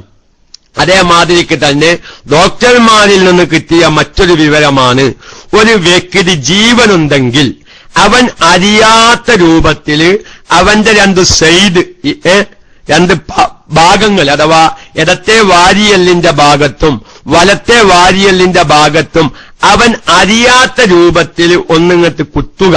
ഈർക്കിളി കൊണ്ടോ വിരലുകൊണ്ടോ കുത്തിയാൽ ആത്മാവ് ശരീരത്തിലുണ്ടെങ്കിൽ അത് അവൻ ഇളകിയിരിക്കുന്നതാണ്. അവരൊന്ന് പ്രത്യേകം ശ്രദ്ധിക്കണം. ഒരാളെ അറിഞ്ഞിട്ട് ചില ആൾക്കാരെങ്ങനെ ഇക്കിളിപ്പെടുത്തും, ചിലവർക്ക് ഇക്കിളി പെടുത്തിയാൽ ഇക്കിളി ആകൂല. ഇക്കിളി ആവാത്തവർക്ക് സ്നേഹമില്ല എന്നതിനാണ് അതിന്റെ അർത്ഥം എന്ന് കാരണവന്മാര് പറയുന്നത് കേൾക്കാം. ചില ഇജ്ജിന് എത്ര വേണമെങ്കിൽ ഇക്കിളി പെടുത്തിക്കോ, ഇന്റെ ഇക്കിളിയൊക്കെ ഉമ്മ 40 വിളിച്ചപ്പോ സോപ്പും പതയെ കൂടെ അനുഭവിക്കുന്ന കാര്യം, അതിന്റെ അർത്ഥം ഓനക്ക് സ്നേഹമില്ല എന്നാണ്. ഇക്കിളിയുള്ള ആളുകൾക്ക് മനുഷ്യരോട് സ്നേഹം ഉണ്ടാവുള്ളൂ എന്നൊക്കെയും വയസ്സായവർ പറയുന്നത് കേൾക്കാം. അപ്പൊ ഏതായിരുന്നാലും ഒരാളോട് പറയാണ്, അന്നെ ഞാൻ ഇക്കിളിപ്പെടുത്തുകയാണെന്ന് പറഞ്ഞാൽ അവൻ ധൈര്യം സംഭരിച്ചിങ്ങനെ ഇരിക്കും. ഇനിയിപ്പോ ഇത് വന്നിട്ട് ഭർത്താവ് ഇത് കേൾക്കുന്ന സ്ത്രീകൾ വേണമെങ്കിൽ ഭർത്താവ് ഇങ്ങനെ കസാലയിൽ ഇങ്ങനെ ഒഴിഞ്ഞിരിക്കുക, ഓനെന്തോ ആലോചിച്ചിരിക്കാണ്, നാട്ടു പോവാൻ കായില്ലാൻറ്റോ, അല്ലെങ്കിൽ പതച്ചോനെ ലീവ് കയ്യാറായല്ലോ, ഇനി അടുത്ത ആഴ്ച തിരിച്ചു പോവണല്ലോ എന്നിങ്ങനെ അന്തം വിട്ടിരിക്കുമ്പോ പടച്ചോനെ ജീവൻ പോയ ഇയാളെന്താ കുറെ നേരമായാലും അളകാതിരിക്കണ്, ഒന്ന് പരിശോധിക്കട്ടെ. ഞാൻ ആ കസാലയുടെ ബാക്ക് കൂടെ അറിയാതെ ചെന്നിട്ട് ഒന്നത് ഇതാക്കിക്കൊണ്ട്, ശരിയാ അബുറയ്യാൻ പറഞ്ഞത് വളരെ കാര്യം, ജീവൻ കിട്ടോ രക്ഷപ്പെട്ട്, ഞങ്ങളിങ്ങനെ അളകാതിരിക്കണ കണ്ടപ്പോ സൈലന്റ് അറ്റാക്കേറ്റ സംഭവിച്ചു എന്ന് തോന്നിയപ്പോ ഞാൻ അബുറയ്യാൻ പറഞ്ഞ അടയാളൊന്ന് പരീക്ഷിച്ചാണ്, തല്ല് കിട്ടിയാൽ അവനാന്റെ എത്തിയമ്മിന് വരവ് വെച്ചോലോന്തു എന്നും സാന്ദർഭികമായി ഉണർത്തുന്നു. അപ്പൊ ഒരാള് അറിയാത്ത നിലക്ക് പെട്ടെന്ന് അവന്റെ രണ്ടു സൈഡിൽ ചെന്നിട്ട് ഒന്ന് ഞെക്കിയാൽ, അതും ഞാനൊരു പരിചയ സമ്പന്നമായ ഒരു ഡോക്ടർ വന്ന് ഒരു വ്യക്തി മരിച്ചു, ഡോക്ടറെ കൊണ്ടുവന്നപ്പോ അദ്ദേഹം കൈകാര്യം ചെയ്യുന്നത് ശ്രദ്ധിച്ചതാണ്. അതൊക്കെ നമ്മൾ പഠിക്കേണ്ട ഒരു വിഷയമാണ്. ഒരു ഡോക്ടർ വരുമ്പോ നമ്മൾ കയ്യും കെട്ടി ഇങ്ങനെ നിൽക്കല്ല. പെട്ടെന്ന് മരിച്ച് ഡോക്ടറെ കൊണ്ടുവന്നു, ഡോക്ടർ ഇങ്ങനെ പരിശോധിച്ചിട്ടാണില്ല, 10 മിനിറ്റ് ആയിക്കിന് മരിച്ചിട്ട്. അത് നമ്മളൊന്ന് നോക്കണം, എന്തൊക്കെയാണ് ഇപ്പൊ ഈ ഡോക്ടർ ഇയാൾ മരിച്ചു എന്നതിന് അടയാളമായി എന്തൊക്കെയാണ് ഇയാൾ ചെയ്യുന്നത്. ഇതും ഞാനൊരു ഡോക്ടറിൽ നിന്ന് കിട്ടിയ ഒരു വിവരമാണ്. എനിക്ക് അദ്ദേഹം ഇങ്ങനെ ചെയ്യുന്നത് കണ്ടപ്പോ ഞാൻ ചോദിച്ചു, എന്താ അങ്ങനെ അങ്ങനെ ചെയ്യാൻ കാരണം? 2 സൈഡിലും കുപ്പായിടാത്ത രൂപത്തിൽ മെല്ലൊന്നുമില്ല, നമ്മളെ ചൂണ്ടാൻ വരലും തല്ലാൻ വരലും ഞെക്കിച്ച് 2 സൈഡിലും ഒന്നുകിട്ട് നുല്ലിയാൽ മതി. ജീവനുണ്ടെങ്കിൽ ആ വ്യക്തി ഇളകിയിരിക്കുമെന്നാണ്. അതും ആത്മാവ് പിരിഞ്ഞതിന്റെ ഒരു അടയാളമായി കണക്കാക്കാം. പിന്നെ മറ്റൊരു അടയാളുണ്ട്, പറയാൻ വിഷമെന്തെങ്കിലും പല അടയാളം നോക്കിയിട്ട് ഉറപ്പ് വരുന്നില്ല. അപ്പൊ ഇങ്ങനൊരു അടയാളം എന്താ, അതും നോക്കുക എന്ന് പറയുന്നു. നമ്മൾ ഇതുവരെ നോക്കിയിട്ടില്ല, പക്ഷെ കിതാബിയായിട്ട് ശരീരശാസ്ത്രം ആത്മാവ് പിരിഞ്ഞയിടത്ത് ശരീരശാസ്ത്രം പറയുന്നിടത്ത് കാണുന്നുണ്ട്. അത് പുരുഷന്മാർക്കേ ആ അടയാളം ഉണ്ടാവുകയുള്ളൂ, സ്ത്രീകൾക്ക് അത് ബാധകമല്ല. അഥവാ സാധാരണ പുരുഷന്മാരുടെ വൃഷ്ണം എന്നല്ല ഇതിന് പറയാ, നമ്മളെ മൂത്രത്തരി എന്ന് പച്ച മലയാളത്തിൽ പറയാം. അതിപ്പോ നിങ്ങൾ അതൊന്നും വിചാരിക്കരുത്, കാരണം ഒരു വിഷയം ചെയ്യാൻ വേണ്ടി പറയാണ്. അതിപ്പോ താഴ്ഭാഗത്തായിരിക്കും അല്ലേ, ഇല്ല. പക്ഷെ മരണസമയത്ത് അത് മുകളിലേക്ക് കയറിയിരിക്കുന്നതാണ്. ആത്മാവ് ശരീരത്തിൽ നിന്ന് പിരിഞ്ഞാൽ ആ 2 സാധാരണ നമ്മളെന്താ ചെയ്യുക, വൃഷ്ണം എന്നെന്തോ അതിന് പറയും. വേറെന്തെങ്കിലും മലയാള വാക്ക് അതിനെന്തോന്ന് എനിക്കറിയില്ല. ഒന്നും കൂടി വ്യക്തമായി പറഞ്ഞാൽ സ്ത്രീകളൊക്കെ ക്ലാസ് കേൾക്കും ഉണ്ടാവും, പറയാൻ വിഷമമുണ്ട്. ആ 2 വൃഷ്ണങ്ങള് അത് മുകളിലേക്ക് കയറിയിരിക്കും. അത് എല്ലാവരും കയ്യിട്ട് നോക്കണ്ട, നോക്കാൻ പറ്റുമവർക്ക് നോക്കാൻ മാത്രം. അതൊക്കെ എപ്പോഴാണ് നമുക്കിങ്ങനെ സംശയങ്ങള്. ഈ വ്യക്തിയുടെ പെട്ടെന്ന് സുഖമായി ചോറ് വെച്ച് ഉറങ്ങിയതാ, മനുഷ്യന്റെ അവസ്ഥ അതാണ്. ഇന്നിപ്പോ നമ്മുടെ അബുസനൂന്റെ നാട്ടില് ഇന്നലെ ഒരു മരണം സംഭവിച്ചിട്ടുണ്ട്, വല്ലാത്ത ഒരു ഭയങ്കര രംഗമായി. അദ്ദേഹം ഗൾഫിൽ നിന്ന് വന്നതാണ്. ഗൾഫിൽ നിന്ന് വന്ന് അദ്ദേഹത്തിന്റെ ഇളയച്ചിയും കുട്ടികളൊക്കെ ബാംഗ്ലൂരിലാണ് താമസം. അപ്പൊ ഭാര്യയും കുട്ടികളും ഈ അഞ്ചത്തിയുടെ വീട്ടിലേക്ക് ബാംഗ്ലൂരിലേക്ക് പോയതാണ്. അദ്ദേഹം പെരിന്തൽമണ്ണയാണ് താമസം. അദ്ദേഹത്തിന്റെ തറവാടും ഉമ്മയും ഉപ്പയൊക്കെയുള്ള നമ്മുടെ അബുസനൂന്റെ മഹല്ലത്തിൽ, കന്തേങ്കാവ് മഹല്ലത്തിലാണ്. അങ്ങനെ ഞാൻ നിങ്ങൾ ബാംഗ്ലൂർക്ക് പോയിക്കോലി, ഞാൻ ഒരു സപ്പാന്റെ ഉമ്മാന്റെ അടുത്തും പാർത്തോല, ഞാനിക്ക് ഇതുവരെ കൂടിയിട്ടില്ല. അദ്ദേഹം ഉപ്പയുടെയും ഉമ്മയുടെയും മടുക്കല് പാർക്കാൻ വേണ്ടി മിഞ്ഞാന്ന് രാത്രി വൈകുന്നേരത്ത് നമ്മളെ വെളയൂർ ഭാഗത്തേക്ക് വന്നു. ഇന്നലെ രാവിലെ അദ്ദേഹം പെട്ടെന്നൊന്ന് വീണ്, ഒരു കുഴപ്പമില്ല. അദ്ദേഹത്തിന് എന്തെങ്കിലും ഒരു കുഴപ്പമുണ്ടെങ്കിൽ ഭാര്യയും മക്കളും ബാംഗ്ലൂരിലേക്ക് പോവോ, സന്തോഷത്തിൽ വിരുന്നാക്കാൻ അവർ അങ്ങോട്ടും പോയി, ഇവർ ഇങ്ങോട്ടും വന്നു. ഇന്നലെ രാവിലെ എന്തോ ഒരു ചെറിയ പെട്ടെന്ന് വീണു, മയ്യത്തായി. ഇന്ന് അദ്ദേഹമുള്ളത് ഫീസറില. കാരണം ബാംഗ്ലൂരിലെ ഭാര്യയും മക്കളും വരാൻ വേണ്ടിയിട്ട് ഇന്നലെ വൈകുന്നേരത്ത് 3 മണിക്ക് രാവിലെ മരിച്ചു. പിന്നെ ഭാര്യയും കുട്ടികളും വൈകുന്നേരത്ത് രാത്രിയെ എത്തുള്ളൂ. അപ്പൊ രാവിലെ മയ്യത്ത് കബറടക്കാം എന്ന് വിചാരിച്ചിട്ട് ഫീസറിൽ വെച്ചിരിക്കുക. മനുഷ്യന്റെ അവസ്ഥ അതാണ്. അപ്പൊ ഇങ്ങനെയൊക്കെ വരുമ്പോ നമുക്ക് സ്വാഭാവികമായി സംശയം വരും, ഇത് മരിച്ചിക്കണോ, എന്താ സംഭവിച്ചത്, ഷുഗർ കൂടിയതാണോ, പ്രഷർ കൂടിയതെന്ത് നോക്കി. എത്രയോ ആളുകള് എന്റെ അനുഭവത്തിൽ നല്ലൊരു ഉസ്താദ്, ആ ഉസ്താദ് ഇപ്പം മരിച്ചു. ആ ഉസ്താദ് പെട്ടെന്ന് ഷുഗർ പറ്റങ്ങട്ട് പോയാൽ തീരെ അനക്കല്ല, ഒരു അനക്കില്ല, എല്ലാവരും മരിച്ചു എന്ന് ഉറപ്പിച്ച്. അങ്ങനെ പെട്ടെന്ന് ഡോക്ടറെ വിളിച്ചിട്ട് കിട്ടിയില്ല, എല്ലാവരും പാടെ താങ്ങി പൊരിച്ച് ഹോസ്പിറ്റലിലേക്ക് എത്തിച്ചു. ഹോസ്പിറ്റലിൽ ആരും മരിച്ചിട്ടൊന്നുമില്ല, ഷുഗർ പോയതാ. അവിടെ കൂടിയവരൊക്കെയും ആ ഉസ്താദ് മരിച്ചു എന്ന് ഉറപ്പിച്ചതാ, കാരണം ഒരു അനക്കും കാണാനില്ല. പക്ഷേ ഹോസ്പിറ്റലിൽ എത്തിയപ്പോ കേസെന്താ, ഷുഗർ പാതേ അങ്ങോട്ട് കുറഞ്ഞു, അങ്ങോട്ട് പോയി. അത് കാരണം ആളൊരു മരിച്ച ഒരവസ്ഥയിലേക്ക് എത്തി. അപ്പൊ ഇത്തരം സന്ദർഭങ്ങളിലൊക്കെയാണ് നമ്മുടെ ഈ അടയാളങ്ങൾ ഉപകാരപ്പെടുക എന്ന് ഞാൻ സാന്ദർഭികമായി ഉണർത്തുകയാണ്. അപ്പൊ അങ്ങനെ വൃഷ്ണം മുകളിലേക്ക് പോകുക, ഇതെല്ലാം ഇങ്ങനെ ഒരുപാട് അടയാളങ്ങൾ, ഇനിയും വേറെയും പല അടയാളങ്ങളൊക്കെയും പറയുന്നുണ്ട്. പക്ഷെ ഏകദേശം സാധാരണക്കാർക്ക് പെട്ടെന്ന് മനസ്സിലാക്കിയെടുക്കാൻ പറ്റാവുന്ന ഒരു ആത്മാവ് ശരീരത്തിൽ നിന്ന് പിരിഞ്ഞാലുള്ള പ്രാഥമിക അടയാളമാകുന്നു ഇത്. ഇവരെ വളരെ വ്യക്തമായി എന്റെ സാധാരണക്കാർ എല്ലാവരും മനസ്സിലാക്കേണ്ടത്, ഫിഖ്ഹിന്റെ ഗ്രന്ഥങ്ങളിലെല്ലാം മഹാന്മാരാവുന്ന ഫുഖഹാക്കൾ പറയുന്നൊരു മസ്അലയുണ്ട് ഇവരെ. ഇതെല്ലാം പിഴക്കാം, ഇതെല്ലാം കണ്ട വ്യക്തികൾ തന്നെ മരിച്ചിട്ടില്ല എന്ന് വരാം. ഇതൊന്നും കാണാത്തവർ മരിക്കുകയും ചെയ്യാം. മനസ്സിലായോ? അത് നല്ല ശ്രദ്ധിക്കേണ്ട ഒരു പോയിന്റാ. നമ്മൾ ഈ അടയാളങ്ങളൊക്കെ ആത്മാവ് ശരീരത്തിൽ നിന്ന് പിരിഞ്ഞാലുള്ള ശരീരത്തിന്റെ അടയാളങ്ങളാണ്. ഇനിയും ഒരു അടയാളം കൂടി പറയാം, അത് പലപ്പോഴും നിങ്ങൾ ശ്രദ്ധിക്കുന്നല്ലതാ. ഒരാളെങ്ങനെ നീണ്ട് കിടക്കുക. ഇപ്പൊ ഒന്നിലധികം ആൾക്കാർ ഈ ക്ലാസ് കേൾക്കണമെന്ന് ഇപ്പൊ തന്നെ ഒന്ന് ചെയ്തു നോക്കി. ഭാര്യയും ഭർത്താവൊക്കെ ആയിട്ട് ഇരുന്ന് കേൾക്കണുണ്ടെങ്കിൽ ഇപ്പൊ തന്നെ ഒന്ന് ചെക്ക് ചെയ്ത് നോക്കി. ഒരാളിങ്ങനെ നീന്ന് സാധാരണ മലർന്ന് കിടക്കുന്ന രൂപത്തിൽ മലർന്ന് കിടന്ന് രണ്ട് ചെരിപ്പടിക്കാലും നിവർത്തി വെച്ച് ഒപ്പം വെക്കുക. എന്നിട്ട് ആ രണ്ട് തള്ളാൻ വിരൽ, രണ്ട് ചെരിപ്പടിക്കാലും രണ്ട് കാലുമേലുള്ള തള്ളാൻ വിരൽ അല്ലെങ്കിൽ പെരുവിരലൊന്ന് കൂട്ടിപ്പൊതിച്ചിട്ട് ഒന്നിങ്ങനെ കുലുക്കി നോക്കി. ആത്മാവ് ശരീരത്തിലുണ്ടെങ്കിൽ തല കുലുങ്ങൂലാനാണ്. പിന്നെ ഒന്നായിച്ചിട്ട് ഇങ്ങനെ കുലുക്കിയ ആരും കുലുങ്ങും, അത് കോമൂച്ചും കുലുങ്ങും, അതല്ല നമ്മുടെ വിഷയം. സാധാരണ ഒരാളിങ്ങനെ ശരിയായ രൂപത്തിൽ മലർന്ന് കിടക്കുക. എന്നിട്ട് അവന്റെ രണ്ട് ചെരിപ്പടിക്കാലും നീർത്തി വെക്കുക. രണ്ടു ചെരിപ്പടിക്കാല് വിരലുകൾ മുകളിലേക്കാക്കി വെച്ച് രണ്ട് പെരുവിരൽ തമ്മിൽ കൂട്ടിപ്പിടിച്ച് അവന്റെ മറ്റേ ആളുടെ ചൂണ്ടാനി വിരലും തള്ളാൻ വിരലും കൊണ്ടും ഈ രണ്ട് പെരുവിരലൊന്നും ഇങ്ങനെ അളക്കിക്കോലി. തല അളകുന്നുണ്ടോ ഉറപ്പിച്ചോലി, ആളെ പനി വയ്ക്കുന്നത്, ആള് ജീവല്യാൻ. തല അളകണില്ലേ, ഇല്ല, കുഴപ്പമില്ലാന്ന് മനസ്സിലാക്കുക. അതൊരു ശരീരശാസ്ത്രമാണ്. അങ്ങനെ ചില ശരീരശാസ്ത്രങ്ങളുണ്ട്. അപ്പൊ അവർ തന്നെ ഞാൻ ഇൻഷാ അല്ലാഹ് പറയുന്നുണ്ട്. ഒന്ന് സൂചിപ്പിക്കാൻ, നമ്മൾ മരിച്ച ഉടനെ കണ്ണ് ചിമ്പിപ്പിക്കൽ സുന്നത്താ. വലുവാഴ്മ, കണ്ണ് കാണാത്ത ഒരു വ്യക്തിയാണ് മരിച്ചത്, കണ്ണ് തീരെ കാണാത്ത ഒരു വ്യക്തിയാണ് മരിച്ചത് എങ്കിലും അത് സുന്നത്താണ്. അല്ല, കണ്ണ് കാണുന്ന പോലെ കണ്ണ് അടപ്പിക്കാൻ അങ്ങനെ ഒരു ധാരണ ഉണ്ട്. ഫിഖിന്റെ കിതാബിൽ വളരെ വ്യക്തമായി പറയുന്നു വലോ ആഴ്മ. അവരൊരു ശരീരശാസ്ത്രം പറയുന്നുണ്ട്. ചില രോഗികള് നമ്മൾ എത്ര കണ്ണ് അടപ്പിച്ചാലും കണ്ണ് അതിയില്ല. നോക്കോണ്ടു, മയ്യത്തുമായി ബന്ധപ്പെട്ട് കൈകാര്യം ചെയ്യുന്നവർക്കൊക്കെ അതറിയാം. ഇതൊക്കെയും അത്തരം വിഷയങ്ങൾ കൈകാര്യം ചെയ്യുന്നവർക്ക് നല്ല ബോധ്യം ഉണ്ടാവും. ശരിയാണ്, ഞാൻ പല സ്ഥലത്തും ചെന്നിട്ട് മയ്യത്തിന്റെ കണ്ണടക്കാൻ നോക്കിയിട്ട് അറിഞ്ഞിട്ടില്ല ഉണ്ടാവും. എന്നാ അവരൊരു ശരീരശാസ്ത്രം പറയുന്നുണ്ട് ഫിഖിന്റെ കിതാബിലും. അത് അങ്ങനെ ഒരു കിതാബിൽ തന്നെ അങ്ങനെ ഒരു വിഷയമുണ്ട് എന്ന് ആ കിതാബ് നോക്കിയ ഒരു ഉസ്താദ് എന്നോട് പറഞ്ഞിട്ട് ഞാൻ ആ കിതാബിൽ കണ്ടിട്ടില്ല. അതെന്താ, കണ്ണ് അടഞ്ഞിട്ടില്ല. നമ്മളൊരു വ്യക്തി മരിച്ചു, കണ്ണൊക്കെ നമ്മൾ അടച്ചു, പക്ഷെ കണ്ണ് അടയുന്നില്ല. അല്ലെങ്കിൽ നമ്മളൊരു മരിച്ച വീട്ടിൽ ചെന്നു, നമ്മൾ ഒന്ന് മയ്യത്തിനെ കടത്തിയതൊക്കെ ഒന്ന് ശരിയല്ലേ എന്ന് നോക്കുമ്പോ കണ്ണടഞ്ഞിട്ടില്ല. നമ്മൾ ചോദിച്ചു, എന്താ കണ്ണടച്ചില്ലേ?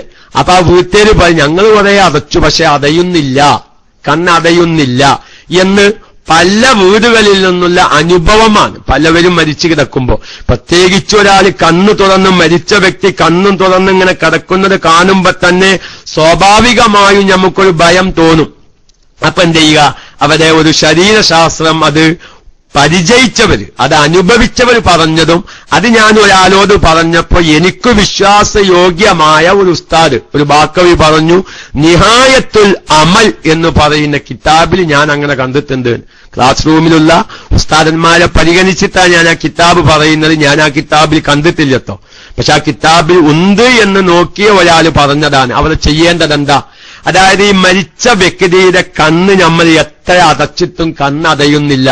നമ്മൾ കൈയെടുത്താ പോലെ തുറന്ന് കണ്ണു മീച്ചിങ്ങനെ കിടക്കുകയാണ്. ആ ഒരു അവസ്ഥയിൽ വന്നാൽ ഈ മയ്യത്തിനെ മലർത്തിയിട്ടാണ് ഇപ്പൊ നമ്മൾ കിടത്താറുള്ളത്. ആ മയ്യത്തിന്റെ രണ്ട് പെരുവിരൽ, കാലിന്റെ പെരുവിരൽ ഒരാൾ പിടിക്കുക, ഒരാൾ മയ്യത്തിന്റെ കാലിന്റെ ഭാഗത്ത് ഒരാൾ നിൽക്കുക. എന്നിട്ട് അയാളെ രണ്ട് കൈ കൊണ്ട് മയ്യത്തിന്റെ കാലിന്റെ രണ്ട് പെരുവിരലുകൾ ഒരാൾ പിടിക്കുക. മയ്യത്തിന്റെ തലക്കാൻ ഭാഗത്ത് ഒരാൾ നിൽക്കുക. എന്നിട്ട് ഈ തോളം കൈ അല്ലെങ്കിൽ കൈപ്പലായി എന്നോ തോളം കൈ എന്നൊക്കെ നമ്മൾ പറയും, ആ ഭാഗത്ത് ഒരാൾ നിന്നിട്ട് പിടിക്കുക. എന്നിട്ട് മെല്ലെ ഒന്ന് അങ്ങോട്ടും ഇങ്ങോട്ടും വലിക്കുക.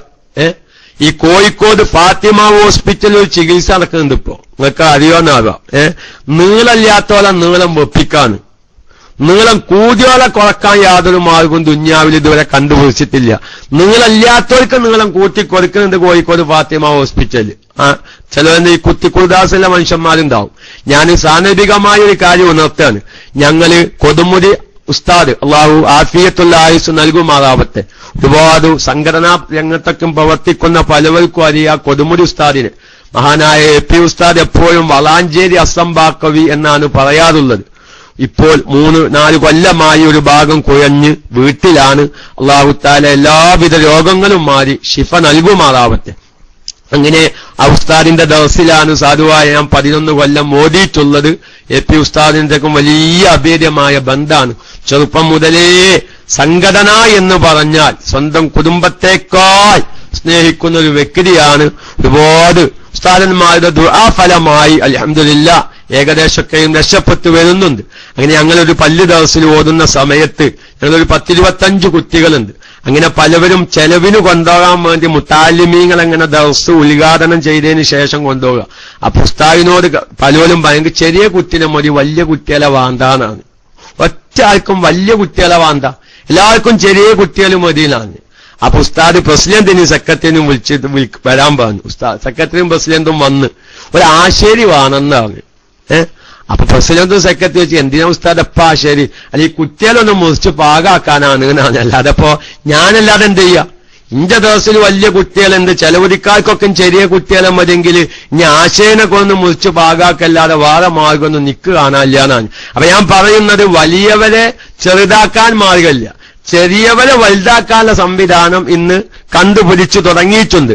അപ്പൊ അങ്ങനെ ഒന്ന് നീട്ടുക, അയച്ചിട്ട് ഒന്നാഴ്ചിട്ട് വലിക്കല്ല. ആ മയ്യത്തിനെ മലർത്തി കിടത്തുന്നു, ആ മയ്യത്തിന്റെ കാലിന്റെ ഭാഗത്ത് ഒരാൾ നിൽക്കുന്നു, അവന്റെ 2 കൈ കൊണ്ട് കാലിന്റെ 2 പെരുവിരലിനെ പിടിക്കുന്നു. ഒരാള് മയ്യത്തിന്റെ തലയുടെ ഭാഗത്ത് നിന്ന് 2 തോളൻ കൈയിന്റെ ഭാഗത്ത് മെല്ലെ ഒന്ന് പിടിക്കുക, ഒന്ന് മെല്ലെ ഒന്ന് അങ്ങോട്ടും വലിക്കുക ഇങ്ങോട്ടും വലിക്കുക. വളരെ നോർമലായിട്ട്, വളരെ സിമ്പിളായിട്ടോ. അത് കണ്ണ് ഓട്ടോമാറ്റിക് അടയുമെന്നാണ്. മനസ്സിലായോ? ഇത് വളരെ ആവശ്യമല്ല. കാരണം നമ്മള് ചില പല സ്ഥലങ്ങളിലും ചെന്ന് നോക്കിയാൽ അബൂസിനാൻ ഉസ്താദ് മാറിയോ? അബൂസിനാൻ ഉസ്താദാണോ ലത്തീഫ്? അതെ, അബൂസിനാൻ ഉസ്താദ് പുതിയ കുപ്പായൊക്കെ ഇട്ടുങ്ങാണ്ട് നല്ല ചൊറുക്കിലിങ്ങനെ വന്നിക്കാൻ ഡിസൈനൊക്കെ ചെയ്തിട്ട് അല്ലാഹു ബറക്കത്ത് നൽകുമാറാവട്ടെ. ഏതായിരുന്നാലും ഒരൊറ്റ മിനിറ്റ് ഞാൻ അവസാനിപ്പിക്കുന്നു. അപ്പോ ഇങ്ങനെ എന്ത് ചെയ്യുക? പല സ്ഥലങ്ങളിലും കാണാം മയ്യത്തിന്റെ കണ്ണടയാത്തൊരവസ്ഥ. അപ്പൊ അവിടെ ഒരു ശരീരശാസ്ത്രം ഇങ്ങനെ പറയുന്നു, ഇത് ചെയ്താൽ കണ്ണടയുമെന്ന് പരിചയസമ്പന്നരായ, മയ്യത്തുമായി ബന്ധപ്പെട്ട് പരിചയസമ്പന്നരായ ആൾക്കാർ പറയുന്നു. അങ്ങനെ കണ്ണടഞ്ഞിട്ടുണ്ട്. അങ്ങനെ അതൊരു ഉസ്താദിനോട് പറഞ്ഞപ്പോ നിഹായത്തുൽ അമൽ എന്ന കിതാബില് ഇങ്ങനെ ഒരു മയ്യത്തിന്റെ കണ്ണ് അടഞ്ഞിട്ടില്ലെങ്കിൽ ഇങ്ങനൊരു ശരീരശാസ്ത്രം പറയുന്നുണ്ട്. അപ്പൊ ഏതായിരുന്നാലും ഒരു വ്യക്തിയുടെ ശരീരത്തിൽ നിന്ന് ആത്മാവ് പിരിഞ്ഞാൽ ഉള്ള ശരീരത്തിന്റെ അടയാളങ്ങളാണ് പറഞ്ഞത്. അവിടെ ഫുഖാക്കൾ വളരെ വ്യക്തമായി പറയുന്നു. ഇതെല്ലാം നിഗമനങ്ങളാണ്. ഈ അടയാളങ്ങൾ ഉണ്ടായിച്ചിട്ടൊരു വ്യക്തി മരണത്തിൽ സംശയമുണ്ട്, ഈ അടയാളങ്ങളൊക്കെ ഉണ്ടായി ഇന്നാ മരിച്ചിരിക്കണെന്ന് ഉറപ്പിക്കാനും പറ്റൂല. ഈ അടയാളങ്ങൾ ഉണ്ടായില്ല എന്നതിന്റെ പേരിൽ ആരും മരിച്ചിട്ടില്ല എന്നും വെക്കാൻ പറ്റില്ല. പിന്നെ അവിടെ മരണത്തിൽ സംശയം വന്നാൽ ഈ അടയാളങ്ങളൊക്കെയും ഉണ്ടാവലോടുകൂടെ ഈ വ്യക്തി മരിച്ചോ ഇല്ലേ എന്ന് സംശയം വന്നാൽ എന്തു ചെയ്യണമെന്ന് വ്യാഴാഴ്ചക്കലത്തെ ക്ലാസ്സിൽ വളരെ വ്യക്തമായി നമ്മൾ പറഞ്ഞിട്ടുണ്ട്. കേൾക്കാത്തവർ അത് കേൾക്കാൻ ശ്രമിക്കുക, കേട്ടവർ അത് വീണ്ടും ഒന്ന് ആലോചിക്കുക. ഇൻഷാ അല്ലാഹ് ബാക്കി നാളെ നമുക്ക് പറയാം. അല്ലാഹു തആല പറയാനും കേൾക്കാനും ഇനിയൊരു മരണത്തിൽ സമയത്ത് മരിച്ച മയ്യത്തിനെ കിടത്തുന്നിടത്തൊക്കെയും പല നാട്ടിലും പല രൂപത്തിലുമാണ്. എല്ലാറ്റിനും നമുക്ക് വ്യക്തമായ ഒരു രൂപരേഖ, ഒരു ഉറപ്പ് നമുക്ക് ഉണ്ടാക്കി നമ്മുടെ നാടുകളിൽ, നമ്മുടെ മഹല്ലത്തുകളിൽ, നമ്മുടെ കുടുംബമിത്രാദികളിലൊക്കെയും ഒരു മയ്യത്തുമായി ബന്ധപ്പെട്ട മസ്അലകൾ അഫ്ളലായ രൂപത്തിൽ നടത്താൻ അള്ളാഹു നമുക്ക് തൗഫീഖിനെ പ്രദാനം ചെയ്യുമാറാവട്ടെ എന്ന് ആത്മാർത്ഥമായി ദുആ ചെയ്ത് ദുആ വസിയ്യത്തോടെ അസ്സലാമു അലൈക്കും വറഹ്മത്തുള്ളാഹി വബറകാതുഹു.